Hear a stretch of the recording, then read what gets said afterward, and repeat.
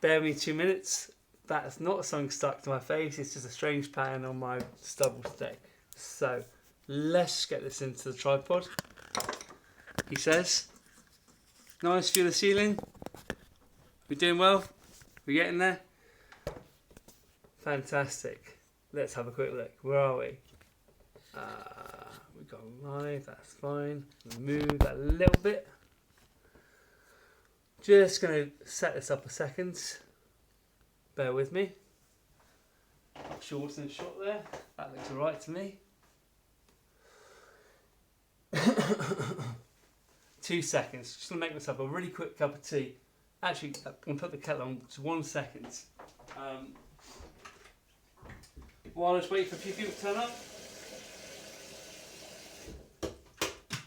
Give me 2 minutes. Just going to make a really quick cup of coffee.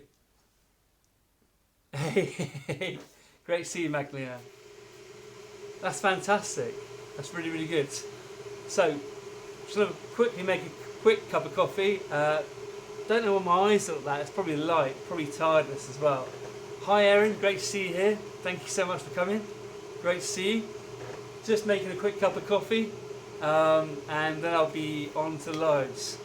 To make rock cakes, we're going to make today actually.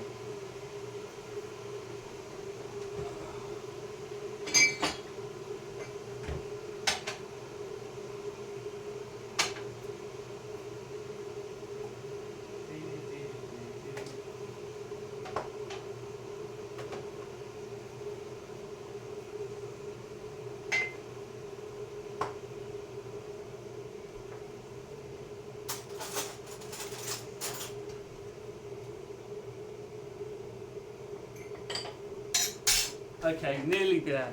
2 or 3 minutes to let this boil quickly. Thank you very much. If you're watching this live, please feel free to join us in the live chat. If you scroll down on your mobile device or on your computer, you'll see an icon for live chat. Please click expand on that and join us in live chat if you want to. I always reply to people in live chat. It's great to see everyone here. So we've got Franny here as well, Magdalena, Erin. Fantastic. I'm just making a quick cup of coffee while I wait for everyone to turn up, and then I'll get on with making some rock cakes. Hey, hi Melanie, great to see you. Thank you for coming. Hi Doug, great to see you, buddy. Yeah, a cup of tea for you, is it, rather than coffee? Yeah, I'm going to have a coffee. Look at how tired I am. Terrible. I've aged about 20 years in 3 days.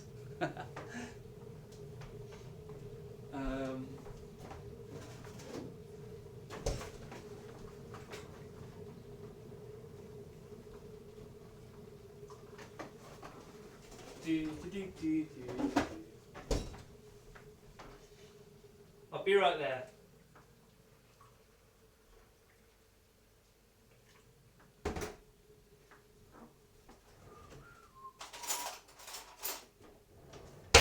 Always really good. I found it really, really useful to have like a coffee on the side. Bear me a second. I know, how unprofessional, right? You've come here to watch me cook, not make coffee. Okay, let's catch up with this. So we've got Magdalena in the house, we've got Erin, we've got Franny. Franny's here, fantastic to see you, Melanie. Doug Houston's in the house.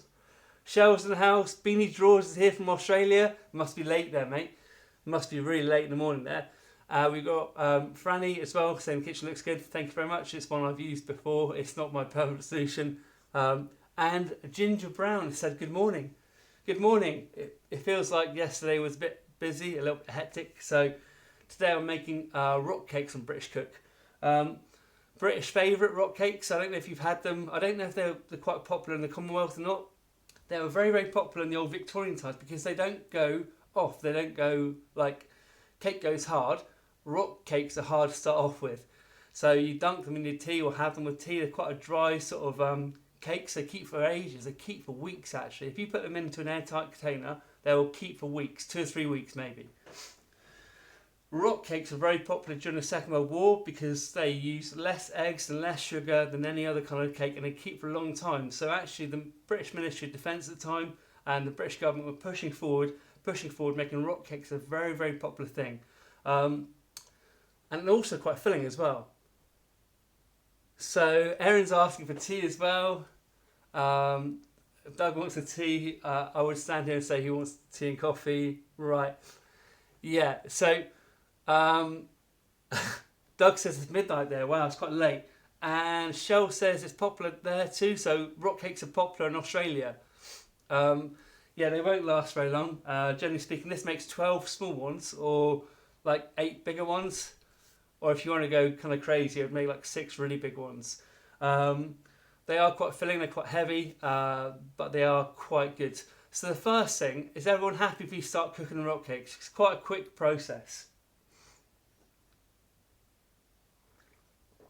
Thank you for all your well wishes with the move as well, and for all the kind comments, likes, and the rest on Facebook and also on my YouTube channel. Really appreciate that.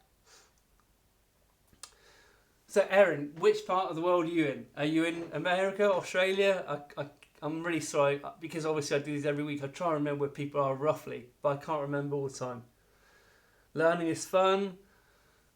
Do I know what the USA equivalent may be? No, I've never looked into what the American equivalent of this might be. With scones, I knew it was biscuits. They're quite similar, not the same. They're definitely not the same. But I don't really know. This is quite a British thing.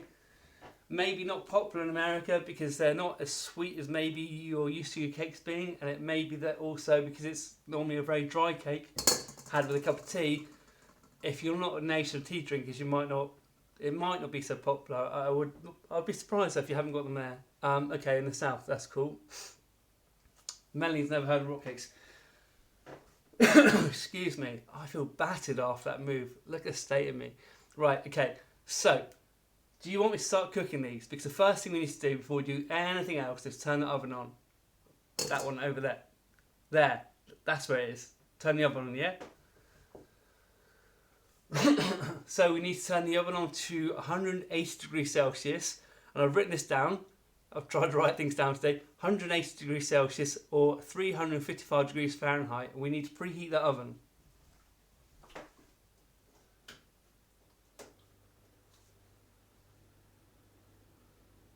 So that's quite a hot fan, that oven. That's a Bosch oven and it's pretty accurate with heat. So in this one, I turned to 180 degrees Celsius. If you've got a very hot oven, like a really hot oven, maybe turn it to 170. And if you've got an oven that isn't that hot, turn to 190. But generally speaking, 180 degrees Celsius, which is about 355 degrees Fahrenheit. I'm not sure what the gas is on that. Beanie says he's heard of rock cakes but don't really have them much. Yeah, I mean, they're nice. They're nice with a cup of tea. They're like almost part of the British cream tea in a way. You'd probably like to see them as well. Okay, so the oven's been turned on to 180 degrees Celsius, which is about 355 degrees Fahrenheit, and we need that to start preheating because mixing the ingredients together is quite quick. Here we've got flour. Don't ask you why it's in this, but that's what it's currently in. We've got flour here. We've got 225 grams of self-raising flour. You can use plain flour. It just makes a drier rock cake that doesn't rise so much, even more of a rock. It's quite cool, but I think most people prefer to use self-raising flour. I'm just going to go through ingredients really quickly, just once, so you've got it all in one place.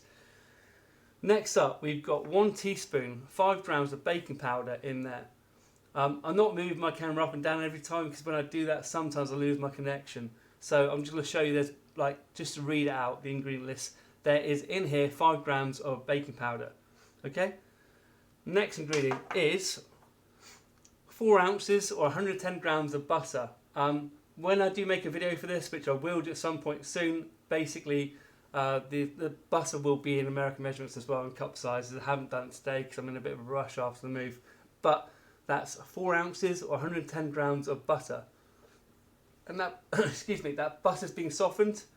So, I've just lost chat completely. Is anyone here still? Anyone?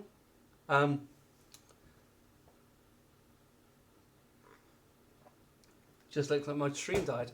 Okay, so I've got 110 grams of butter in there, which is being softened. That's salted butter. Glad you're here, Franny. That's good. And we've got 2 ounces or 55 grams of general sugar. General sort of caster sugar. So it's just a general, normal kind of granulated sugar. Next point. Now this is down to personal preference.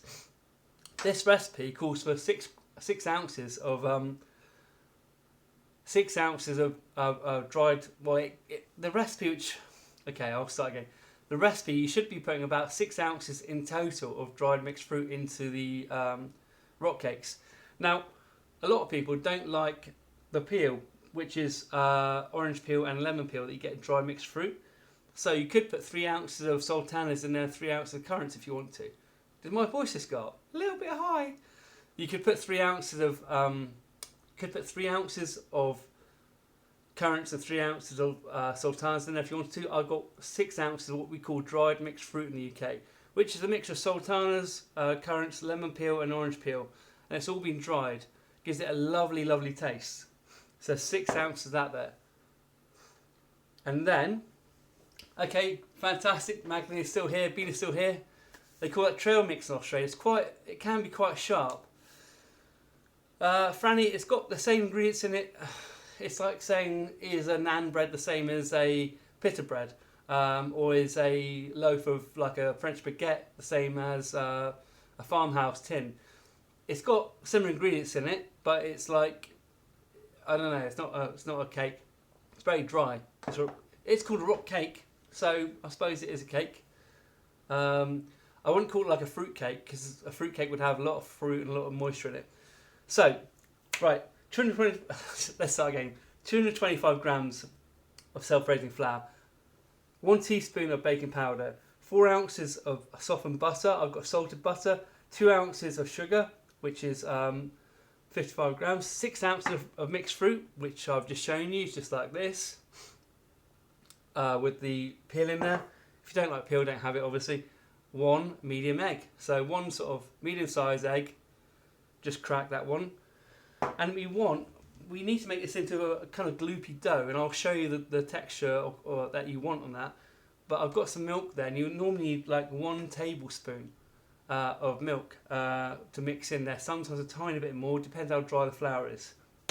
And then we've got at the end, this is what you can see on the photo, which I put onto Facebook. Basically, you just as you're about to put it in the oven, you put the demerara sugar on top, you sprinkle that on top, and it makes them really crunchy on top. It's lovely.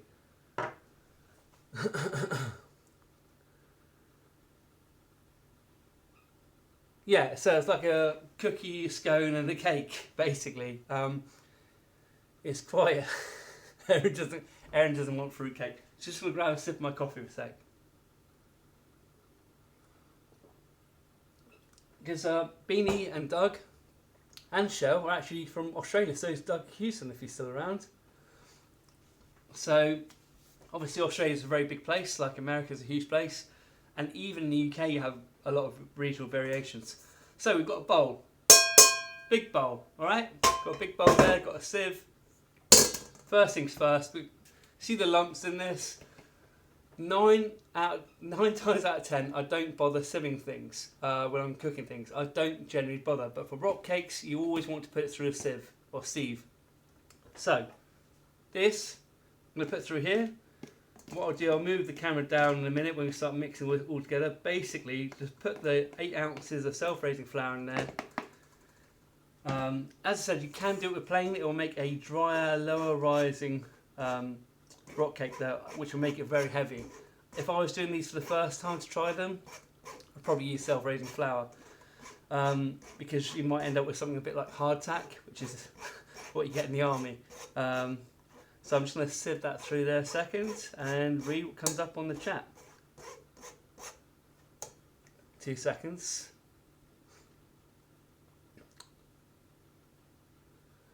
Yeah, Cheryl said that they've got an awful lot of Cornish history. Rock cakes are very popular in Cornwall.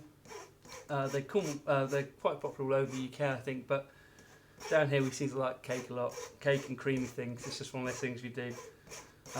These go delicious with a dollop of clotted cream on top as well. I'm sure you've all seen my clotted cream video by now.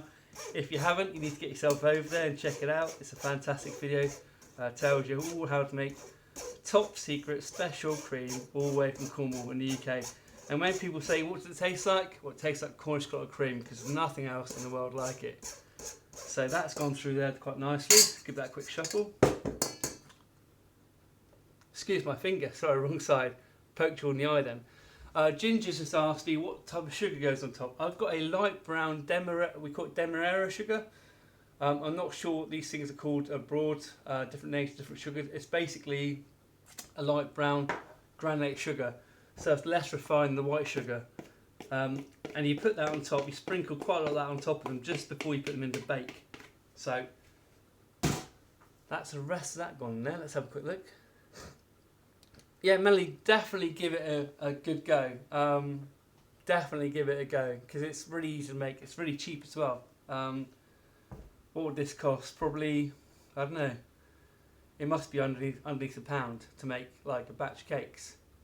Maybe the fruit is a little bit more expensive. Dried fruit this time of year in the UK is quite cheap. They always put it up in price in November, December though for all the cake makers. Every year they put it up in price. It's terrible. Just around Christmas when people want to use it. So Beanie Drawer is saying about pastries and coffee in Melbourne, wine in South Africa. So Doug's in Brisbane as well. Don't have a preferred biscuit pastry as far as I know. Okay, it's interesting. I mean, I think the thing is what you're talking about there, you've got big cities and it's like London. If you went into London, you find there's no one thing that's more popular than anything else because there's massive communities of African, Jamaican, Chinese, different Eastern Europeans. There's massive communities from different things. So, you go to a shop and you see like Pączki, which are like Polish donuts, but like they're massive donuts. So it's hard to say. I think in cities, because they're so diverse, you end up with like everything being popular or nothing really. But I think the more out into the countryside you go in the UK and other places as well, the more that you get these regional dishes that stay the same, that people are taught to cook by their grandmother, or whatever. So that's all being sieved. I can smell the oven. I can smell it. I can smell it's getting hot. I'm going to grab a sip of coffee sec. It's showing me that there's 12 people here. I've only got a few in chat, so if you want to join me in chat and ask me any kind of questions, scroll down if you're on your mobile device. You'll see a thing for live chat and expand that tab. So if you scroll down, you'll find a tab for that. And if you're on a computer, there should be a live chat icon to the side. So that's being sieved. Okay, I meant to sieve the baking powder. The baking powder is fresh. It comes straight out of a packet. It's going straight in. So the 1 teaspoon, that's 5 grams of baking powder has gone in there. I'm going to give that a little stir around here with my big tablespoon.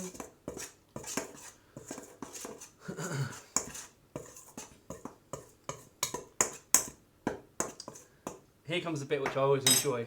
So, South Australia, sorry, never heard of Hi Laurie, great to see you here. Fantastic. Yeah, it's going to be delicious. True, pumpkin stones, Dougie, I live in the room with CBD, I don't even know what that is. Yeah, I mean, it's generally speaking dried fruit, like all the ingredients here are pretty inexpensive. I've got here my butter, which is softened. I'm going to drop that straight into there, and I'm literally, you can cube it up if you want to, but I'm literally going to use my fingers and break the butter into the flour. That's right, into the flour. So I'm just doing that down below, and I'll show you that in a second. So I'm mixing with my fingers, which are clean, which I washed before I did this. Well, they're being baked anyway, but I'm mixing the flour with the butter up down there. Give me a second. I really quite like that when I'm making cakes. It's quite relaxing, I think. I know some people don't like it. You could use a very low speed on a food processor to do it, but it's important to get that butter crumbled all the way through. You could also use margarine if you wanted to. If you can't get butter or you want to make it even cheaper than using butter, you can use margarine for making it as well.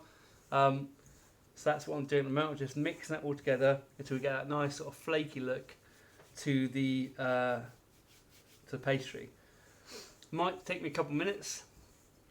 Of course, if I was doing a video on this, I'll probably speed up a little bit, but I'm on a live chat, so it's great to have you all here. Has anyone got any questions so far about rock cakes that I can answer? The important bit is whether I can answer it or not. So Doug's saying, something's just popped off screen. Unfortunately, I can't touch the screen for the minute because I've got butter all over my hands, literally. Butter and stuff. Let's see if I can use a knuckle. Whoa, there's a lot of mess come through. Yeah, Magdalena, I did that quite a few times before, and I used to find that as soon as I started moving the camera, I lost my reception for some reason. So what I'm doing, I'm literally grabbing. I'll try and show you like this. I'm literally grabbing the flour and the butter and rubbing between my hands like this, and I'm letting that drop a little bit. So I'm literally flaking the butter into the flour. But I will show you in a second. So I've got a little bit more this done. I'll point the camera down. Hopefully I don't lose anyone when I do that. That's typically what seems to happen actually. I tend to lose people. But so it's becoming like a crumb between the flour, the baking powder and the butter. So I've changed a different colour now. Obviously it's gone a darker colour. Actually, I can't just realised how much my arms ached from yesterday. Well, not just yesterday, a few days. So just crumb that together. So what we've got down here, and you can do this with a food processor. I'm going to point the camera down, but you have to excuse me because I have just done it from above like that. It has made a little bit of a mess around the area which I'm in. Let's have a quick look. Right, 2 seconds, be right with you.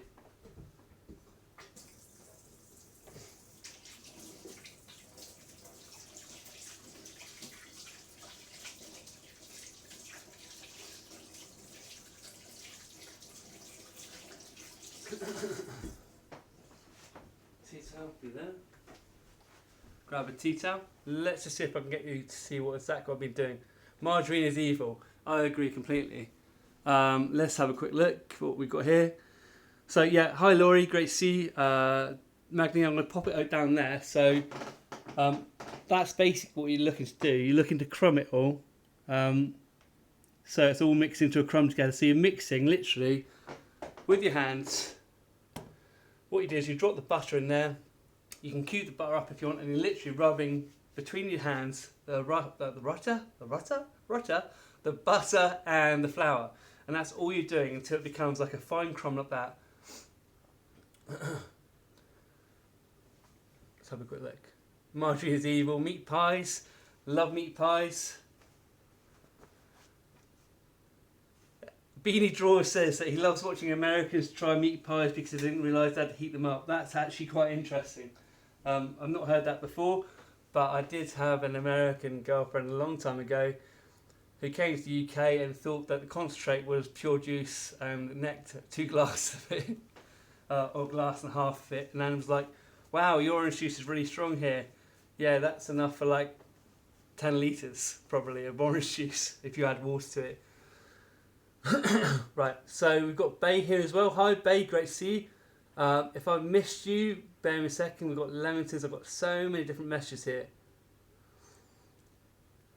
Margarine, meat pies, Bay's here. Emma and gang, good morning again. Great to see you. Hi Zachary. Zachary, great to see you here, buddy. And thanks so much, Em, for turning up as well. Meat pies cold. That sounds so weird. Kirby Special Grillers in the house. Fantastic to have you here. So I'm just catching up on my messages because I was doing the rubbing and I couldn't really touch the camera. Franny, a rock cake is a rock cake. It isn't moist, it isn't like this, it isn't like that, unfortunately. It's just like a rock. It's a rock cake. It's not a moist cake, it's a dry cake. It is... it's definitely not like a muffin. Nothing like a muffin. Okay, Doug, thank you very much for moving over to your iPad. I really appreciate you coming back. So, yeah, Franny, I mean, the thing is, a lot of British cooking, it is kind of like what it is. Like, there's not a lot of stuff you can't really compare that much.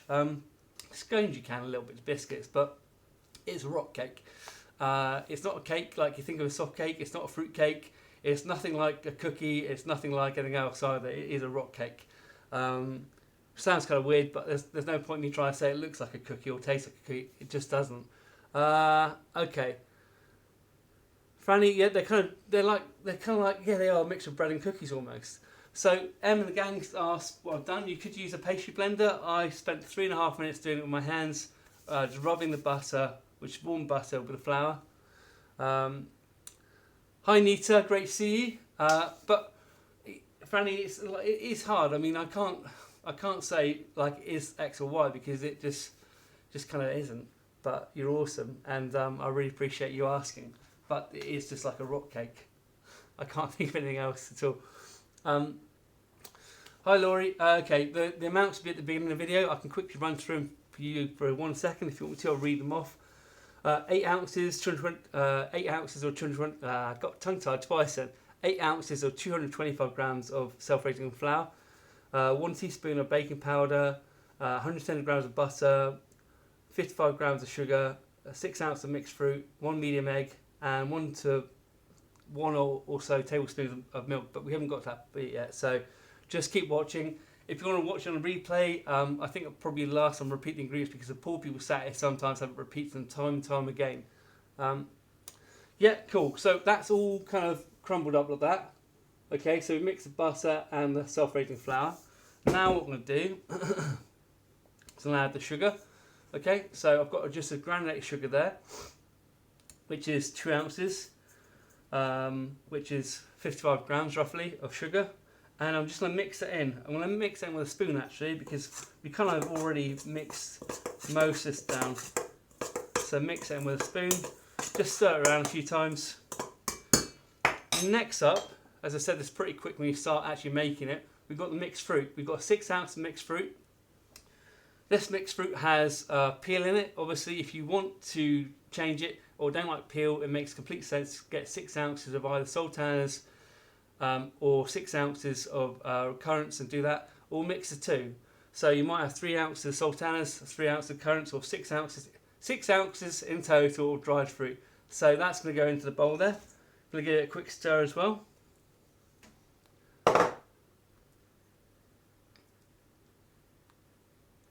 Doug, great to see you back. It's not often someone leaves and then comes back. I really appreciate that. Just drop the dry fruit in there and I'm giving it a little stir around. What I'm going to do is just quickly show you what that looks like. Really quickly show you what that looks like. Okay. So that looks like that. Okay. So if that's going to be a fruit cake, obviously we'll be using completely different sugars and different colour. It'll be in there. Then the 1 egg goes in. Now, I don't know about you. I'm quite happy mixing with my hands, but I'm not really very keen on putting egg in my hands. Don't know why. Just a feeling of it. I don't really like it that much. I've done it in a couple of videos actually, but if I can, I'll just pop this 1 medium egg in. That can go in there. Oh, glad it hit the right place. And then I'm going to mix it around with this little pokey thing. So what I'll do is start stirring it all together and mix that all in. To be honest, this won't actually change the colour of it very much at all. If I was you, I would try getting organic eggs if you can, or nice, good quality eggs. It does make a massive difference to flavour when you're making things like this, the eggs and the butter. If you can get something that's got a good, nice yolk colour to it, lovely. If you can't or don't want to, no worries. It'll work just as well with any kind of egg, really, as long as it's from a chicken. 2 seconds. So,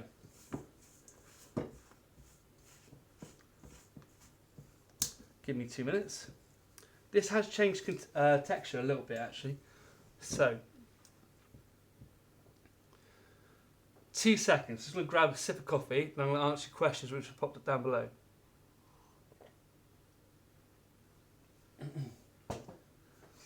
Okay. Okay, so Michelle's saying no such thing as sultanas.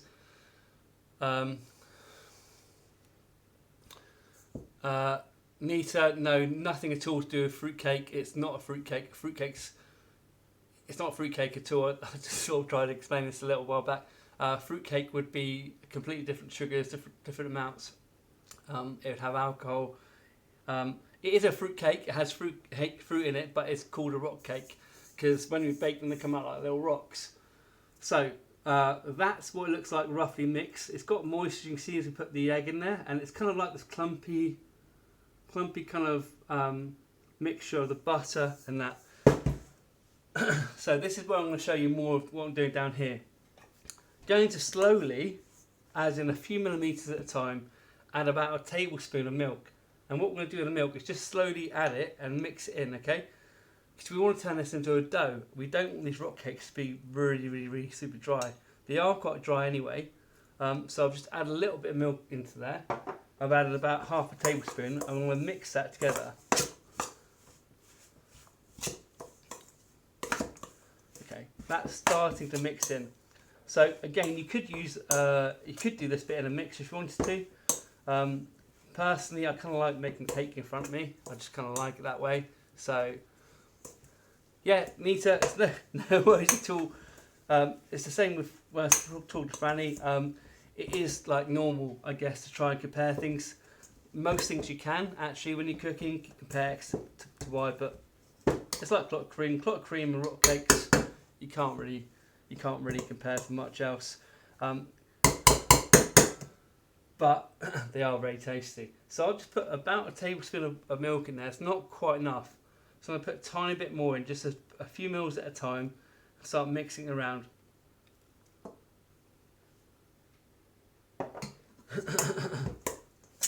So what I'll do is I'll grab the camera a second and show you what I've made it into so far. Un momento. So here, as I mix it around, you can see, I'm just going to try and hold this, you can see it's become, because I've added the milk, it's become actually more like, I suppose it looks like a cookie dough. It's not a cookie dough, but it looks like a cookie dough. You know, in terms of texture, it's quite moist-ish. You don't want to put too much milk in at a time, just a little bit. Sorry about all that movement.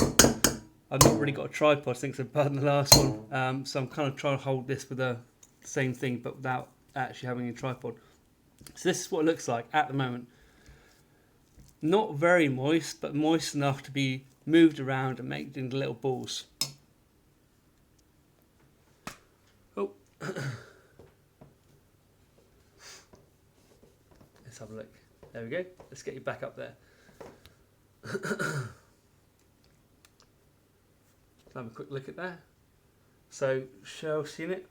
So, just going to mix that around a little bit more. To be honest with you, it doesn't require an awful lot of mixing. If you get the butter mixing properly with your fingers, it doesn't require much mixing at all. Just needs a bit. So we've got a nice kind of dough like this. It's not sticking to my hands. So it's not, if I touch it, it's not coming off. It's just like a dough, I guess. I'm going to call it a dough, it's not a dough. And it holds the fruit quite nicely. So it does stick to your fingers a tiny bit, but it shouldn't stick to your fingers too much. It shouldn't be that moist either. So what I'm going to be doing is putting these into, I'm going to be rolling this into a ball and then basically plopping these out, and I'm going to make sure when I put it down, I'm not going to have them all smooth on top. I'm going to leave them like that, all broken up, so that when they cook, all these bits go crispy. I want it to look quite a mess when I put it onto the baking tray. So I've got a baking tray down here. I'll get to that in 1 second. So we'll give this one more stir and answer any questions you've got at all.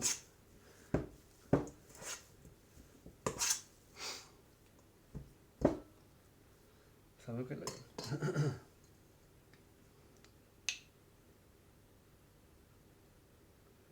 Just put a tiny bit more of that in there.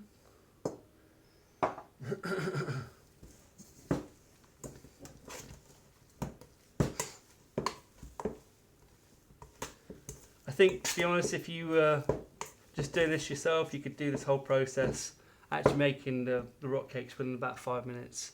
Being honest, if you were just to do it, I'm always aware of that, because with my lives, it often seems like when you're cooking something, it takes a long time. This really doesn't. It's literally like 5 minutes of putting together, and then we're going to put it in the oven for about 13 minutes. So. Put that to one side. have a quick look and I'll rinse my hands off a second.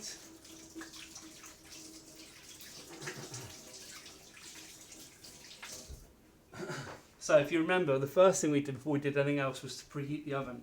So the oven is now at temperature. It's at 180 degrees Celsius, which is about 355 degrees, so about 355 degrees Fahrenheit. So that's ready to go. I've got a baking tray here.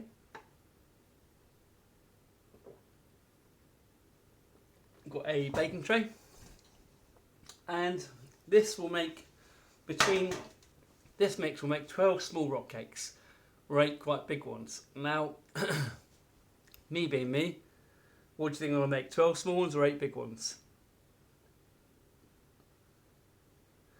Laurie, thank you very much. It is rustic cooking, it's very basic cooking. Melanie, Mel, this is so simple to do. So simple. Great for doing with kids. I mean, it's literally like a 5-minute mix together. Em and the gang, is it typically a breakfast food? Not at all, no. It's typically something you'd have with a cup of tea in the afternoon. I'm making it in the afternoon, and when they've baked, and once I've got off and they've cooled down, I will be having one with a cup of tea. Excuse me. Traditionally, they were very popular during the Second World War, made very popular by the government because they use not very much sugar and not a lot of eggs, and they're very tasty. And they keep for ages. Okay. So Mel says that. Typically, no. Beanie Drawers, thank you very much. 19 watching. I'm blown away whenever I end up with a few people watching. It's great. If you're watching live, please feel free to join me in the chat by scrolling down and clicking the live chat button. Or if you're on a computer, just type something to say hello to me. Okay, so Beanie saying smash the like button. Thank you very much. Franny saying big ones. I like your idea, Franny. Now, you see, I don't tend to do things small, do I? Shell saying big ones. Magdalene is saying big ones. Yes, he's going to make big ones. Boom. There we go. Big ones. So, for big ones, you don't actually need very much. Laurie's saying laugh out loud. Doug's still here. Great to see you all here. Sorry. Okay, so what I'm going to do is basically pull this out. And what I've got, as I said, it shouldn't be too sticky. You should be able to handle it without having loads of it on there. It doesn't look very big from that camera. It's reasonably big. It probably weighs, I don't know, maybe, just guessing now, probably weighs about 700 grams, something like that, I don't know. Weighs a bit. I can make one giant rock cake, can I? I can make one huge giant rock cake. That'll be quite good fun. But I'm trying to show everyone how to make them, so perhaps another time, huh? I'm just going to grab the last little bits out of there, use my fingers. That's right, my fingers are clean, and besides, everything's going to be baked anyway. So I've got a lump like that, okay? And what I'm going to do is I'm going to just section it up roughly and then break it into bits, and I'm going to show you what I'm going to do on the pan as well. Okay? Okay? Where did my voice go? What happened there? I don't know what's going on with my voice at all. I seem to be having the odd slip-ups today. So there's no need to prove this. There's no need to do anything with it at all. What we're going to do is split it into 8 pieces. I'm going to split it into 8. You can make 12 if you want to try smaller ones. I'm going to put it down here a second. And I'm literally going to use one of these. And I'm just going to portion it up a little bit.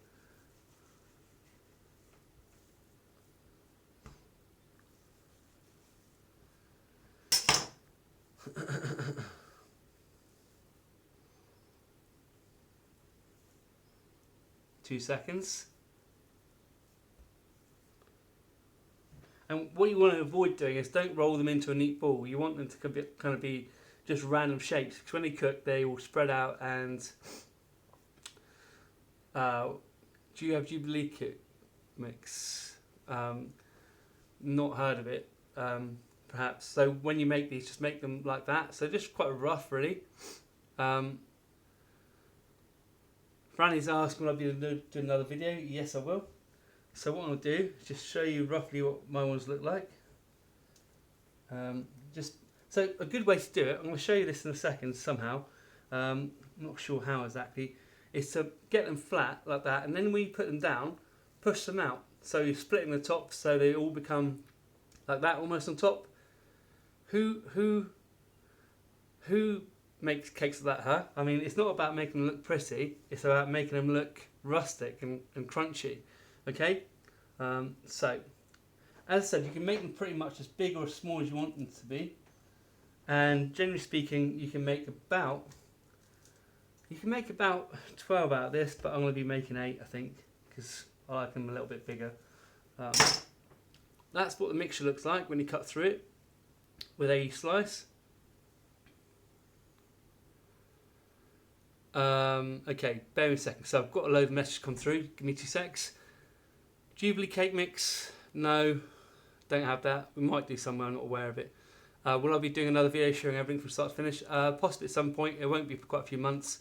All the directions will be mainly at the beginning, I think, of this one. Mouldwin's in the house. Hi, great to see you. I'm not sure why your message has been deleted or who by.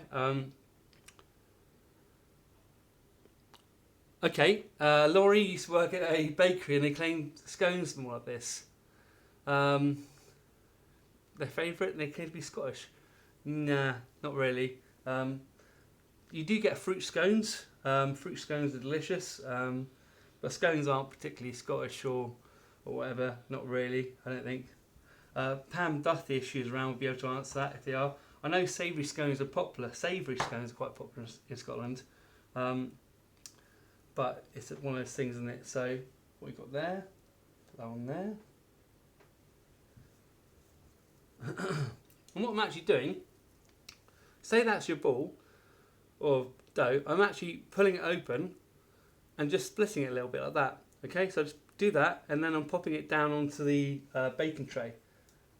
Leave a little bit of space between them, because what have I got there? I've got, well, I should probably make that a bit smaller. I've got one monster one there. I've got a total there of, I make 2 small ones. I've got 6 quite big ones, and I'm going to have 2 smaller ones. Those big ones will be big, definitely. So I'll just move those around the pan a little bit. I'm going to show you this all in 1 second. Okay. So, let me just rinse my hands for 1 second. Sorry about that. I like to have hands without butter and egg on them when I touch my camera, funny enough. There's just one last thing to do before we put them in to bake anyway. Is to put Demerara sugar on them. Okay, so let's take you down here a sec. Cool. So down here, so they look like really messy cakes, don't they? Really, really messy. But what's going to happen is when you bake those, all those bits which look quite messy are going to go crispy different ways and become crunchy little lovely nuggets. And when we put the Demerara sugar on in a second, it's going to make that really go crunchy and sweet on top. It's so lovely. Can everyone see that?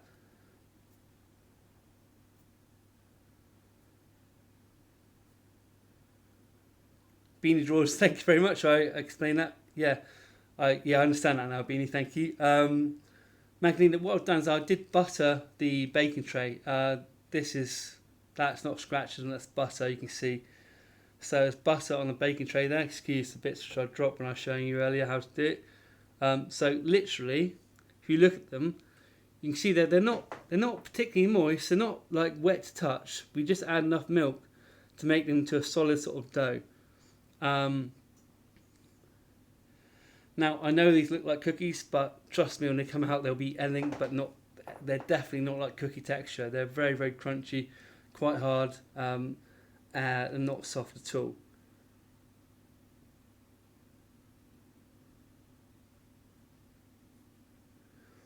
Okay, Laurie, Demerara sugar, I'll show it to you. You will probably have it somewhere. It's a brown sugar, so it's an unrefined sugar. And all I'm going to do is literally, if you bear with me a second, try and do this. I'm going to do 1 or 2 of these without. I'm going to put a good sprinkle of that sugar all the way over the top of them. Some in the middle and some on the top. Oh, try not to put too much of it on the actual cooking surface. So I'm going to give them a good, really good sprinkle of Demerara sugar all over.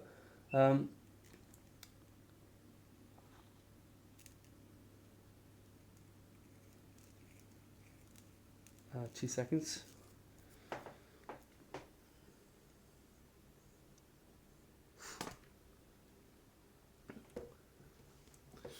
Yeah, I mean, you definitely have a brown sugar. It's a brown sugar. It's a dry sugar. It's not a moist brown sugar.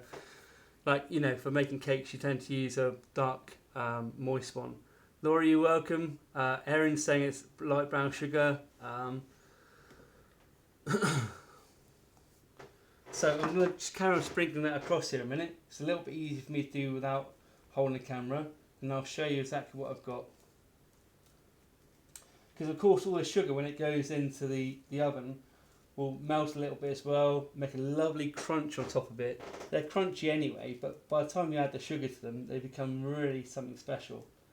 So the reason I'm doing it down here is because basically, as I said, it's quite hard for me to hold the camera and also put the sugar on without putting it all over the floor. So bear with me in that a minute. I'll show you exactly what I've done.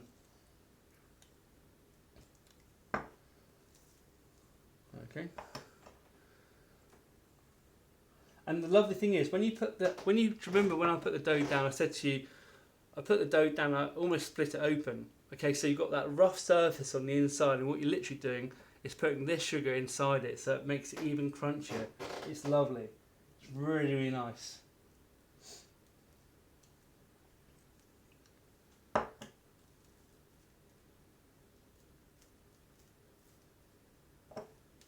And there's no need to be uniform with these. You can make them all sorts of shapes and sizes.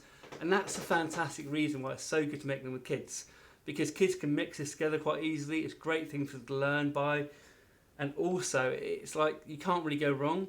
Like, if you're trying to do something delicate or something that requires exact measurements, it's not ideal. You know, it's quite hard sometimes with younger kids. But this is great. I mean, if you've got kids, or if you want to learn to cook and you want to be able to make some cakes yourself, I'm going to say it now, do not try to eat these cakes in numbers on their own without a cup of tea. You need something to wash it down with.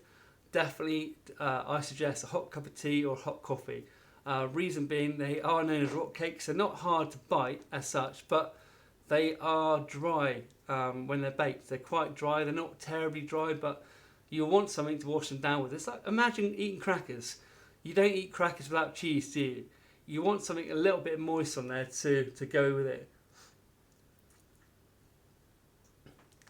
Yeah, basically, Beanie Drawers has hit the nail on the top. It's like eating a tasty rock. That's basically it. It's not like my mum, she's 70 something, and my dad's 70 something. They still eat these on a regular basis, so they're not like impossible to eat. They're not going to make your teeth fall out or do any damage to your teeth. They're not like eating a boiled sweet, but they are quite a hard, dry cake. Michelle says you can't stop at one. Yeah, raw sugar, yeah. I mean, basically any kind of sort of brown sugar that you can get. I'm going to move this to one side 1 second. Hang on a sec, and let's have a quick look. 17 people here. If you're here and you haven't said hello so far, please join me in chat. You're welcome to join me in chat. Yeah, so it'd be like a regular sugar, brown molasses, and it has a really nice rich flavour. Yeah, I mean, over here in the UK you get many, many different types of sugars. So what I've done, as you can see, I've pushed all that dough out, so I'm making it as messy and as ununiform as I can. Rock cakes are not good to be made in little balls because they'll come out looking a bit too perfect. You don't want perfectly shaped or sized rock cakes. Half the fun is different sizes and shapes. So what you're doing is you pull them open like that, and then you're filling them up with a bit of sugar, a bit of light brown sugar. Okay. Back to me. There we go. So we preheat the oven to 180 degrees Celsius. This is going to go on a middle shelf. It's going to go in the middle shelf on the. It's going to go in the middle shelf in a preheated oven. 180 degrees Celsius, which is 355 degrees Fahrenheit, and it's going to go in there for about 10 to 15 minutes. Now, I cannot stress how important it is, if you're going to put it in there for 15 minutes, that you actually put it in there for 15 minutes and not like 20 or 25. 15 minutes at 180 degrees for these cooks them lovely. They're quite a dry cake anyway, so you don't want them becoming like, if you leave them in for too long, basically they could become almost unedible. And you don't want to do that. For me, from 13 minutes onwards, I'm going to put a timer on. I'm going to check the time. 13 minutes onwards, I'm going to be checking these. And what I want to see is I want to see that the dough has melted down and gone hard and started to go golden brown top. When the flour starts turning golden brown, that's how I know they're done. So, can I go in there right now? So the time is 10 to 4 here. Let me just take you across a sec. Limonati, yeah, absolutely. So it's gone into the middle of the oven there, roughly. And it's going to go in there at the 180 for about 15 minutes. But for me, it comes down to more of what I can actually see of them than anything else at all. So while waiting, I'm more than happy to go through any questions or go through the ingredients again. Excuse me.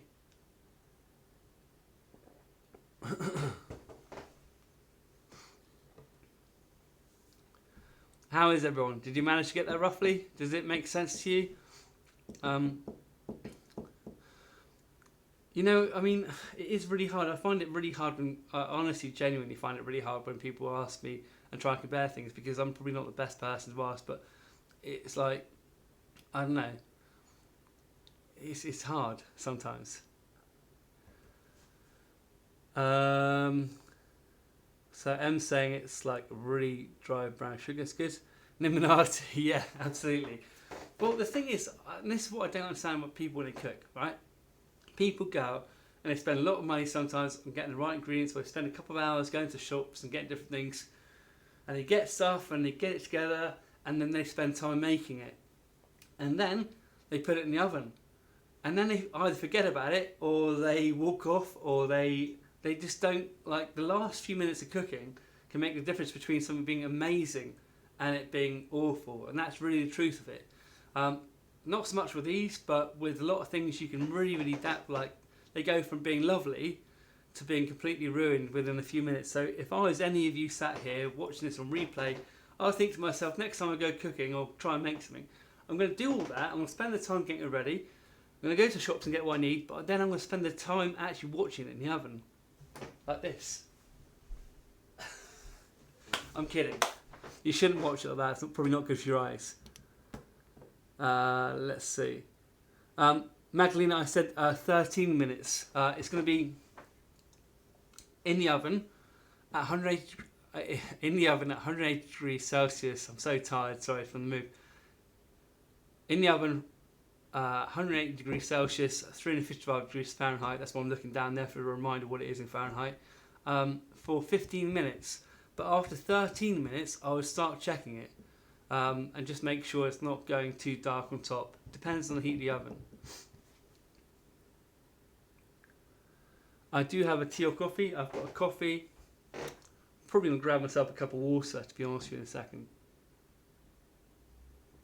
It's a really simple recipe. There's nothing you can do wrong with it. The only thing you can really do wrong with it is add a tiny bit too much milk. In which case I'd suggest sprinkling a tiny bit of flour back into the bowl. But you want it like a dough that doesn't really stick. So you don't need it all liquidy and soft. You want it like a kind of dough that doesn't stick too much. And it's great for doing with different people. So we've already got 4 minutes on the clock. So it shouldn't be long before we're done.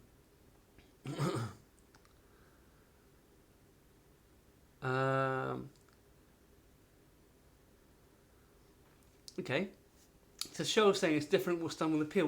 What is done differently with the peel? Is it because yours have sultanas in, or raisins rather than or currants, sorry, rather than like peel? Or Mel, no problem at all. Great to see you here. Thank you very much. Have a lovely time, lovely day.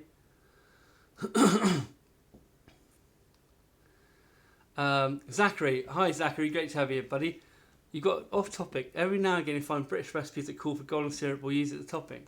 Yeah, you would do in desserts, not on food generally, but golden syrup is quite popular to put on to desserts, to caramelise them at the end. It's a very traditional way to do things. Yes, it's really popular. Golden syrup is really popular. Bye Mel, have a great day. So there you go, Magdalena. I wasn't specifically talking about you, but yeah, that's not good. What happened with the shepherd's pie? Zach, okay, so it's not easy to find over there. The problem with America, I love it. It's an amazing country. Like your honey is, when you go to buy honey in America, it can be like 10% honey and the rest of it high fructose corn syrup or anything or flavouring. There's not a lot. I don't know.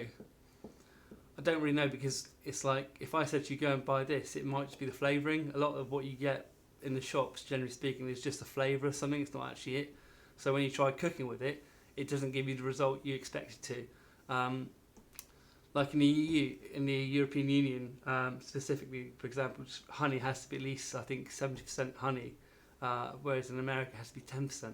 It's kind of weird, but yeah. So I don't know what a substitute would be for golden syrup. It's probably not easy to get. It's probably expensive as well. I'd imagine you probably can buy it somewhere online, probably through a British food shop that's online, or through eBay. I know a lot of British stuff is available on eBay to buy in America, but it is really expensive. The only thing I can say is that golden syrup lasts forever. You use so little of it, like a tablespoon of golden syrup sounds like a lot, but when you've got a small tub, like I don't know how many tablespoons there is in there, but loads and loads and loads.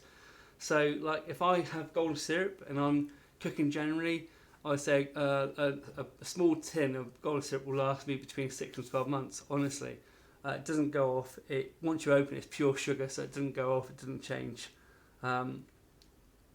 Okay, so there you go. I mean, I don't know. Erin said corn syrup for Zachary. So, hey, Shelley Bean, great to see you here.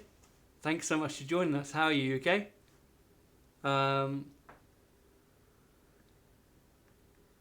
Yeah, Amazon probably have it as well.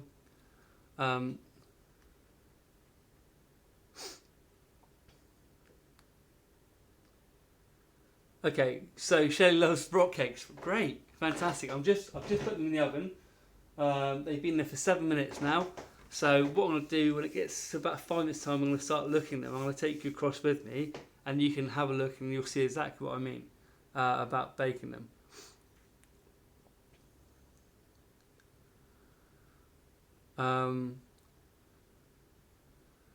Yeah, I think a lot of things with the British foods, it's kind of weird, but there's not a lot you can substitute them really with, like the actual proper British brands. Like if you said to me, can I make Bird's custard or something like Bird's custard, I'd say to you, I've tried 50 probably different types of custard powders in the UK, from supermarkets, from shops, from different things. There's only one Bird's custard that tastes that way, that you can recreate the taste with. Probably the same with golden syrup. I would probably try and get it from online if you can.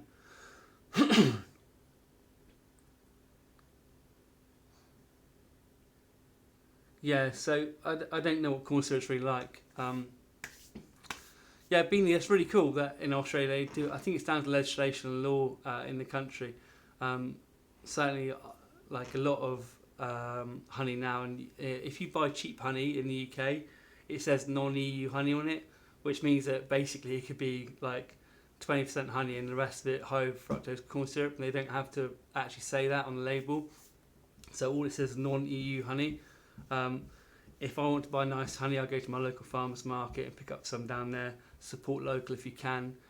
I can smell those rock cakes cooking, they're really nice. We'll keep it shut for a minute. They're really expanding though. They've gone quite large, a lot larger. When I put them up, they're about this big. So probably about 4 centimetres across. I'm running out of tin space. So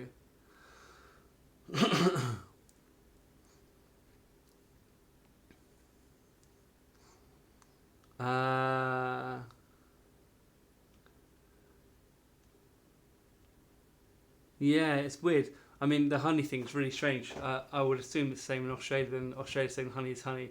The thing is, like, that if you go to buy honey in a shop, honey costs what, for real honey, about £4 here. So if you see something for 90p in a shop, it's probably not a lot of real honey in it, although they can call it honey because they say it's like honey, but it's not made from EU honey. So it's imported. They don't really know what the blend mix is, but it's not corn syrup used for fake bloods. Franny, Franny's back, brilliant. I thought I'd lost you, Franny. Sometimes you go quiet. I know it's probably my fault. I think what it is, you try and ask me like questions about what X or Y is like, and unfortunately you've been in a situation where I'm doing something where there's nothing like it. So I'm like, Franny, there's nothing like it. Just have to try it and give it a go. But I do really appreciate you coming here all the time. It's fantastic to see you. So you were having a bit of banter. Yeah, Zachary, I have made quite a lot of cider before. It's very regional. It's a traditional dish down here. They've been in there for 10 minutes. Another 3 minutes and I'm going to start taking you over there. Sorry about the floorboard.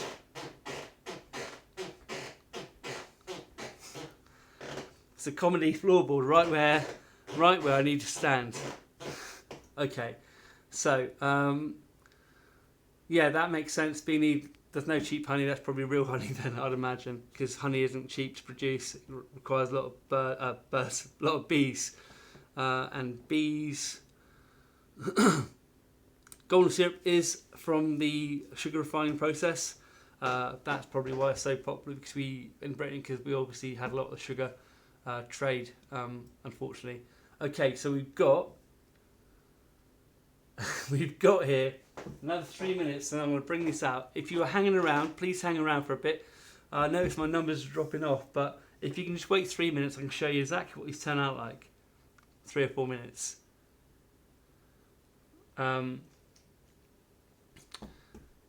Yeah, I mean, mead's lovely.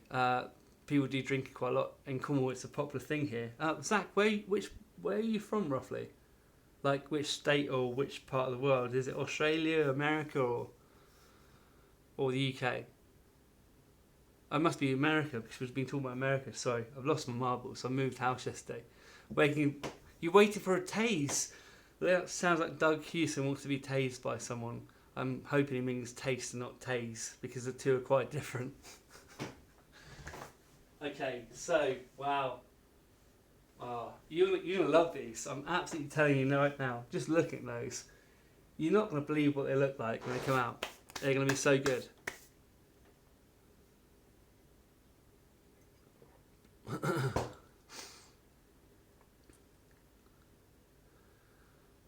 It's a beautiful place to live in Colorado.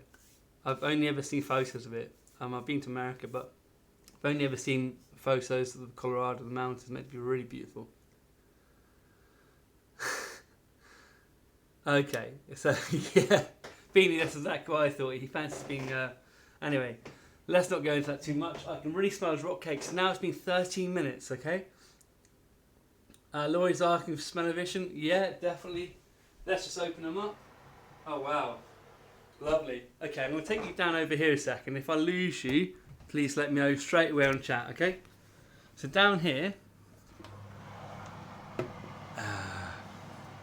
Right, I'm going to try and adjust this. This is what they're starting to look like. Okay, that's not quite done. Nearly there. Sugar's melting quite nicely on there. I can't really get much closer. Let's try it. That's probably a bad idea. What were you doing with your camera when it broke? There we go. Things I do for you, huh?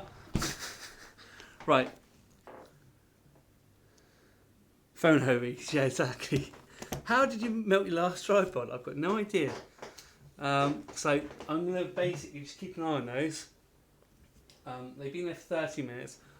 I don't think they're quite right. Not yet. Thanks, Zach. They do smell amazing. They smell absolutely fantastic at this point in time. They smell delicious. Just going to give them a little bit more time. Reason being, I've made 8 big ones. Well, 2 small ones, but mainly the big ones. So I want to make sure they're properly baked. They don't require an awful lot of cooking. As soon as they start going golden brown really on top and that sugar starts melting, they've gone all crunchy on top as well. I can't wait to show you how crunchy they've gone on top. It's going to be literally a couple more minutes. So if you're making lots of small ones, obviously they'll probably be cooked by now. after 13 to 15 minutes. Franny, do you know what? That's a really good idea. You can top them with butter, you can top them with jam, and you can put a clot of cream on top of them as well. My personal favourite, hand on heart, is to just have them with a cup of tea. A nice cup of tea, and to dip them in the tea a little bit, like you would a biscuit. But you can top them with all that, definitely. A lot of people do. You can put jam and a clot of cream on top of them, a little bit like a scone. Be like a very hard scone, a very hard fruity scone. In fact, I'll probably stick to scones to that. But yeah, you can top it with clot of cream, definitely, Magdalena, absolutely. I would probably have them just as they are, really just as they are with a cup of tea. Moulding, I've got a cooling rack over here, which I'm going to show you in a second, laid out. What kind of tea would you recommend with having these? English breakfast tea, or a strong Assam tea. I would not use anything too light. Hang on a second. Nearly there. Right, so they're going a little bit darker. And I'll show you them when I pull them out. I would recommend using, like, if you can get an English breakfast tea, that's normally the best thing to have it with. Can't go far wrong with like a good Twinings English breakfast tea. Main thing with tea, and when people make tea, they tend to do abroad, is they tend to make two mistakes. They either put the milk in first with a tea bag, which makes the tea, in my mind, quite weak and horrible. But some people like it. It's down to personal taste. Or they don't brew the tea bag very long. Tea bag should be brewed between 2 and 5 minutes. Yeah, Franny, that's right. It's got tea a little bit like that. Twice baked though. Fantastic. They've just changed in the last 60 seconds. They've changed from being light brown to a darker brown like this. Let's have a quick look. Okay, excuse me.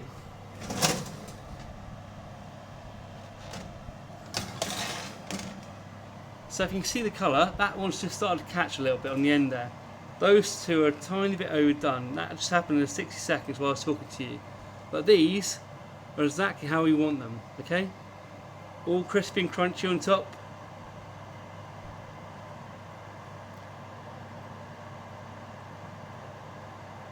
So let's get them out a second. If you hear any screaming, it's because I've done something wrong. We'll pop that in there.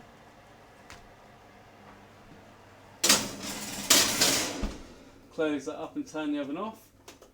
So do you see what I mean? It went from being quite lightly brown. I mean, they're not burnt, certainly not burnt. They've gone quite quickly. That little bit of extra darkness. I don't know if you can see that very well, the light off there. So they've really expanded as well. To give you an idea, when I put them down, they're about that big. And now they're probably twice the size nearly. So let's just get those onto a cooling rack a second. 2 seconds.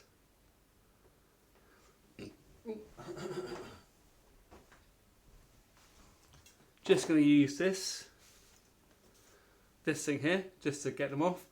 Has anyone got any questions at all? Who's still here? Thank you for all the thumbs up as well. Really appreciate it. And let's see if I can take you over here a minute. The only thing is, when I take the camera over there, I tend to lose my connection.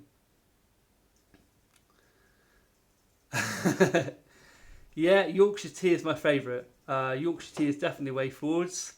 Definitely my favourite is Yorkshire. Really. I mean, but I don't know, I thought Twinings, I thought you could probably get more abroad than Yorkshire. But I'm going to bring this over here and bring this over to you.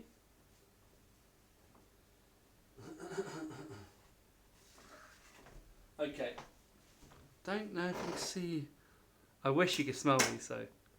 These smell absolutely amazing. The colour's not very good on this camera. No, that's not good. Let's just grab it a second. You might be about to see me drop a whole tray full of cakes on the floor. I'm not sure. Let's see what happens. Thumbnail right there.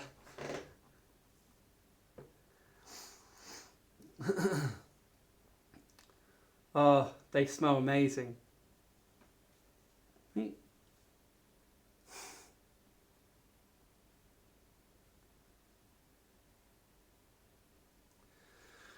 So, can you see the rock cakes?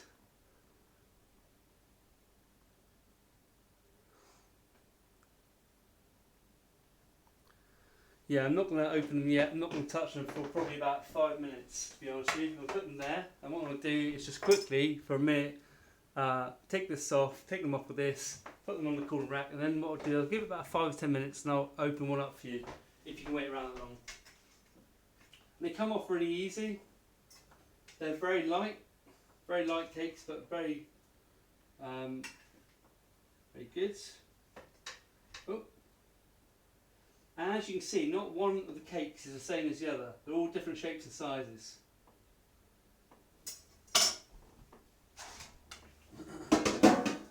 Let's just take you over a second. If I lose you, please press refresh.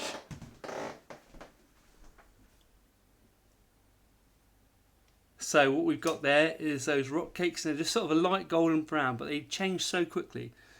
And do you remember I pushed them down, split them up, and then sprinkled the sugar inside, and you can see why now. You've got all these crunchy bits.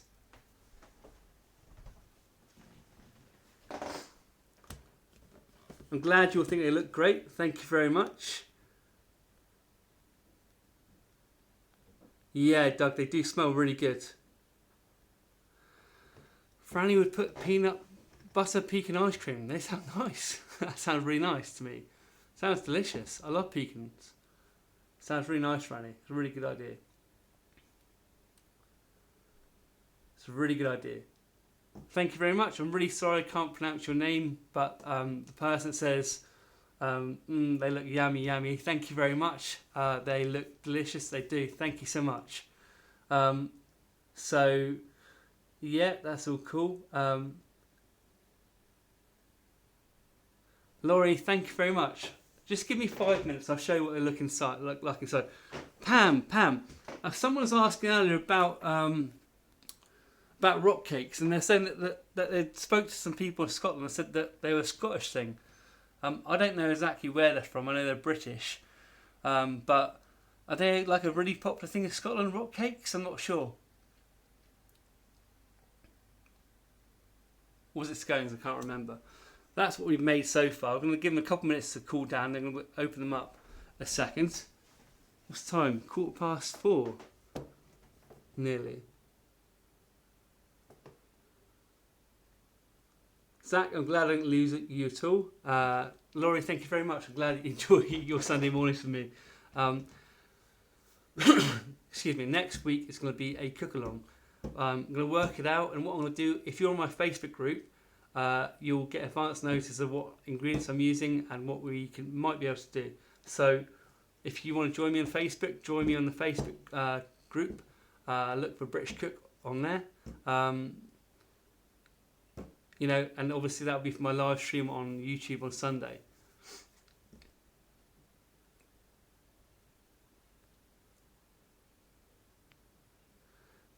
Yeah, Malden says she's made herself a cup. He's made himself a cup of soy.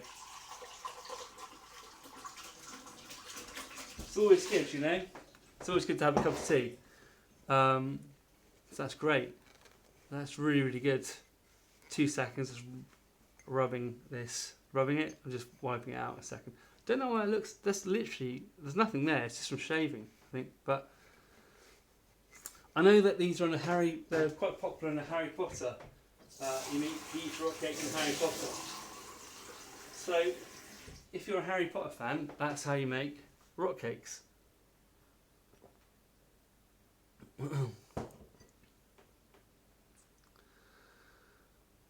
Pam Duthie's in the house. Pam, what time are you live streaming? Shouldn't you be live now? Yeah, they are food and weapons probably. I've got no idea. But Franny, great to see you. Have a fantastic day. I'll show you the cakes in a second. They're quite hot still. Yeah, I'm going to give them another 2 or 3 minutes, and I promise you I'll bring one over, split it open. I probably won't eat it because it's probably too hot to eat still. Okay, so Pam's going live in 15 minutes, which is great. She does live it's like needle felting and stuff about Etsy, and she's quite awesome too. So probably when I finish, Pam will be going live because I'll be finishing quite soon. Also showing you the inside of these. So go and check her out. Bye, Franny. Great to see you. Thanks so much for coming. Really appreciate it.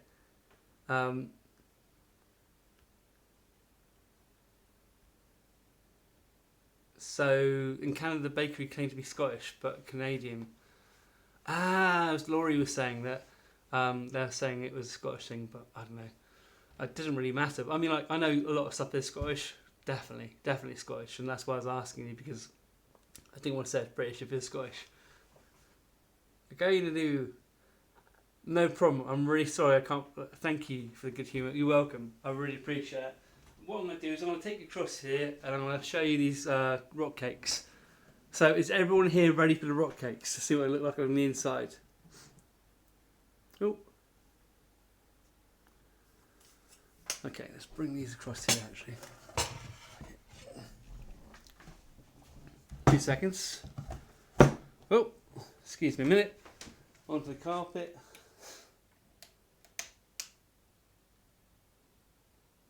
Okay, got some lights on. That's good. Are you ready? Are you ready to see what the rock cakes look like? So they look like this.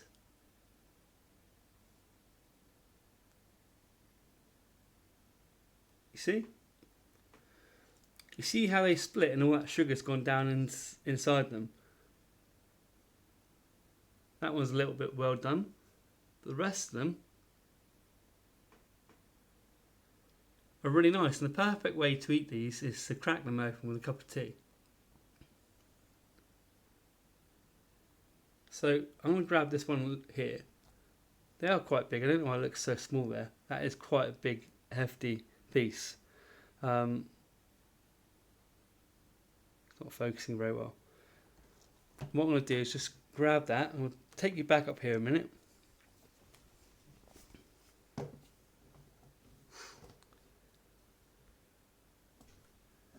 I'll grab this one here, like that.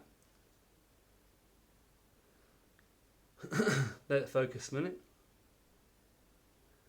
For some reason it's not quite showing on this little camera how golden brown they are, but they are quite golden brown. Don't know why it's doing that, but they are quite. They're basically that colour you can see on the end there. So underneath, flat, tap it, hollowish sort of noise, and inside, oh look at that. Is it going to focus or no? Hang on a sec.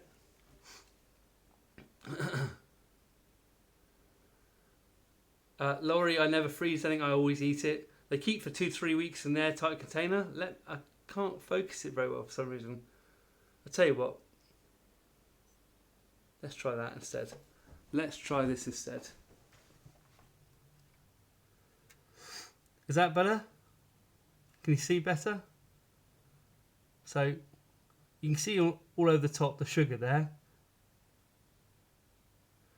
They keep for about, if you keep them in an airtight container, Laurie, they keep for about 2 weeks. But the reality is, when you smell them, you'll probably start sharing them out or trying 1 or 2, and then you're done for.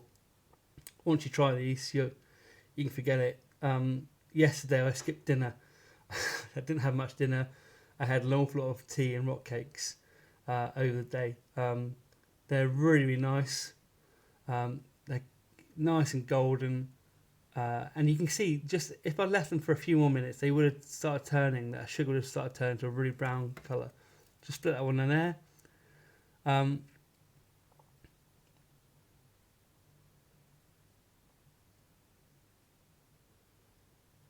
So you can see that okay. Can I scrape them the interior with a knife or fork? Not really. If I do that with my finger, it's still very hot inside. I'm not going to eat it. It just falls to pieces. It will just fall to pieces. When they cool down, that's because they're very hot. When they cool down, they become quite firm and quite hard. But yeah, I'm not going to try eating that yet. It's too hot to eat still, to be honest with you. Mainly because it's sugar and currants and stuff like that. I can handle it with my hands, but I don't really want something that hot in my mouth. And I'm doing it now because I don't want to keep you here for ages while you're waiting for them to cool down. I'll probably give that another 5 minutes before I start trying to eat it. So I'm glad you can see okay. It is, it's okay. So Laurie said, do they keep well? They keep for about 2 weeks in an airtight container. You'll probably eat them within about 48 hours. You won't keep them. You won't. You'll try one and you'll eat them. No point in freezing them. You could do if you wanted to. I've never in my life frozen cake. I don't believe in stuff like that. Eat it. It's fresh, it's good. When it's at its best, just eat it. Scones do freeze quite well though, if you make a lot of scones. It is soft, Magdalena. It's soft inside and flaky. You can see where it's risen, but it does dry out as they cool down. They dry out. So you want to have them with a cup of tea or coffee if you can, or juice. I mean, if you want to try them with juice, if you want to try them as Franny suggests with pecan ice cream, so that's quite nice actually. Clotted cream, you can make them clotted cream, but they're quite nice just literally on their own. Literally just on their own with a cup of tea or coffee. I'm very sorry, I can't pronounce your name. I don't know if it's in Russian or a language I can't pronounce, but someone said when they look at them now, they remember the cakes that Mum made me. So thank you so much for that. It's really nice to know that you're watching this and that it brings good memories back for you. Thank you very much. I'm sorry, is it critic script? I can't pronounce, but thank you. Yeah, Pam, it's got a very thick sugar crust. I mean, I can't help it if you didn't turn up for that bit, but come on, it's covered in sugar completely. You can't see it very well on this camera, but it is on the other one. So I put a lot of Demerara sugar on there before I did it. So that's pretty much it, I think. That's how you make British rock cakes from me, British Cook. I should be doing, I will be doing a lot of videoing this week and trying to catch up on things. So it'd be great to see you all out and about. Yeah, the sugar. Without the sugar on top, it would be not so much fun. But I don't know if you can see that pan we're using this rubbish camera here. But the sugar's all the way across the top of them. What I suggest people do is flatten down, pull them apart, and then put the sugar inside them. So the sugar should be everywhere. A nice, crispy, crunchy Demerara sugar there.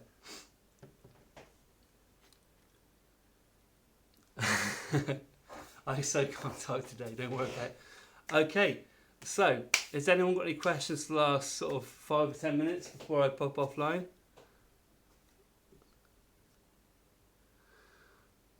Natalia, okay, brilliant, fantastic. Make sure if you find me on social media, anyone that's watching this on replay as well, find me on social media. It's so much easier because I always put my live streams out in advance and talk to people in there quicker than I do on YouTube at the moment. So,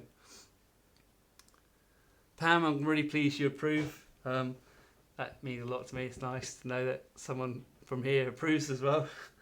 Because I always wonder, but they are quite like dry cakes, I suppose. There's nothing else really like them. They're not like cookies. Magdalena says, thank you, Drew. It's a definite keeper. Brilliant. I'm glad. You ought to try these, but you need to do the key thing, which most people keep saying don't do, and that's why they mess up the cooking. It's just keep an eye on it towards the end. Erin, just type British Cooking, British Cook, and you'll find me. No matter which platform it's on, British Cook is where I am, and that's where I advertise my YouTube live streams before I go live, and anything else I'm up to as well. So it'd be great to see you all follow me on there as well. Thanks for all the thumbs up as well. Pam says, good job, sorry you missed most of it. It's no worries, Pam, you've got your own stuff to do. I really appreciate you turning up. So what I'm going to do, just for Extreme Food Reviews, you just turned up in the house. A little bit late, but great to see you, buddy. What I'm going to do is just quickly show you what we've made. We made some rock cakes, and what they look like is this. Excuse the angle. So, these are outgoing shots. So we made the rock cakes, and they're covered in sugar. They look like this inside. They've got the mixed peel inside. This one's a little bit dark for my liking, but it's all good. Oh, But it's good fun. Definitely good fun. Simple to do. Fantastic for doing with kids. Really, really easy to do and hard to do wrong as well. Bye, Laurie. Great to see you here. Have a fantastic one. I'm going to pop off now.